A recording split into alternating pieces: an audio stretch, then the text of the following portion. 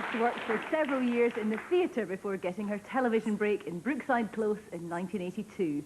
After 4 years as Heather Haversham, she went on to play Dr. Beth Glover in Peak Practice and is currently starring as forensic pathologist Dr. Sam Ryan in Silent Witness. A new series starts next week when Ryan gets reacquainted with a face from her past. Oh, spit it out. Spit what out? What have I done? The atmosphere came from you. How? You don't trust me, Peter? That business in the mortuary was just typical. Could he have caught his hand in a car door?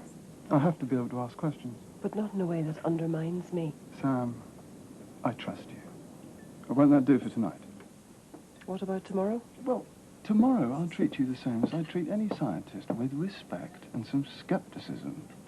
Charming. Oh, if it's charm you want, you should have said you are my loveliest dinner companion since... Since? Since you were last my dinner companion. Oh, please welcome Amanda Burton.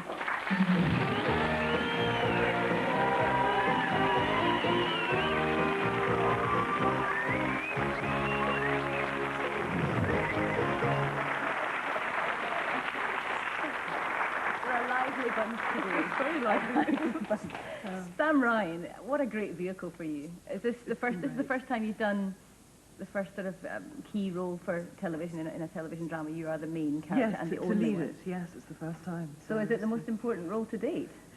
Well, they're all important, and you put yourself 100% into any role that you're doing. You have to, but it is, it's a big deal for me to lead a show. Yeah. It's a great success, but it's also been kind of criticised in the past for the gruesome, gory details. I think people probably know what to expect now in the second series, and certainly, for myself, I wouldn't have wanted to have done a series about pathology and not actually gone into it, 100% and shown the autopsies and, Did you know anything about pathology before you did this? No, nothing at all. I did quite a lot of research before the first series, which was fascinating and shocking and all this. Yes, but you have to do that to get a feel. Well, I had to get a feel for it and to actually find out what I was supposed to be talking about in the series. Are you a squeamish person? No, fortunately not. I had Clive Mantle on from Ex-Casualty and a couple of the cast from Casualty, and they said they have an expert on hand all the time to help them with the kind of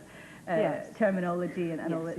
You have the same there? Yes, we've had a wonderful medical advisor, Dr. Ian Hill, who's been out with us, and we're always on the days in the mortuary sequences. It's too complicated not to have someone there to, show you what to do, and their input is invaluable.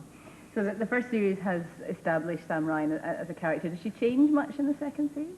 She's still totally committed to her work and her professionalism and sort of tunnel vision with if she gets an idea that some injustice might be done. She's still very, very terrier-like, but she's a wee bit softer, a wee bit more vulnerable, perhaps, than she was last time round. Who was that guy? That's her. Well, he's the head of the police now, and they've had a run-in 12 years previously, professionally and emotionally, so it'll be quite interesting to see her handle that one. Because she's often involved in run-ins with the police, isn't she? Yes. She's gone to the nature of the programme. She's gone to the top this time. Yes. You are also often cast as very sort of strong, confident, sometimes quite bolshy women. Yes. Say something about you, maybe. Now, what are you trying to say here, You don't look a very bolshy. You look quite sort of quiet and loving person. Oh, well, outward appearances and all that. Yes, I think it's probably because I go after roles like that, rather than being a stay-at-home kind of woman on the screen. I much prefer to.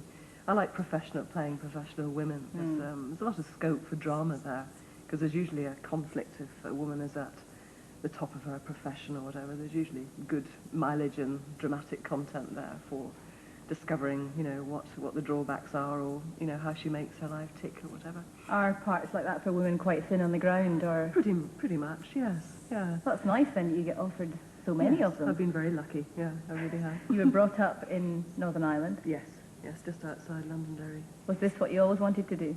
Oh, always, yes. I think probably I wanted to be a hairdresser when I was 4, because I Didn't we all? turned my bedroom into a salon, like everyone else. And Did you turn your tinkered bedroom with into a hair. theatre? No, I didn't. Oh, I did. No. We used to go and play in my father's school at the weekends, and He's a teacher. yes, and make up all sorts of plays and hijinks and things like that. So if he was a teacher, where did the theatrical side come from? My mother and father were involved in a very active theatre club in Derry, and when I learnt to ask my father his lines and things like that from an early age, and we studied plays and literature from a very early age in the school with him, and so it's grown from that, I suppose. And I've always loved going to the theatre. My parents used to take us down to Belfast and Dublin to see shows. Looking ahead, you came to Manchester. What happened after you left Polytechnic then? Was it straight into acting? I was lucky, yes. I got cast in a pantomime in a theatre in the Duke's Playhouse in Lancaster. And playing the chorus in Mother Goose. And we had these frantic costume changes.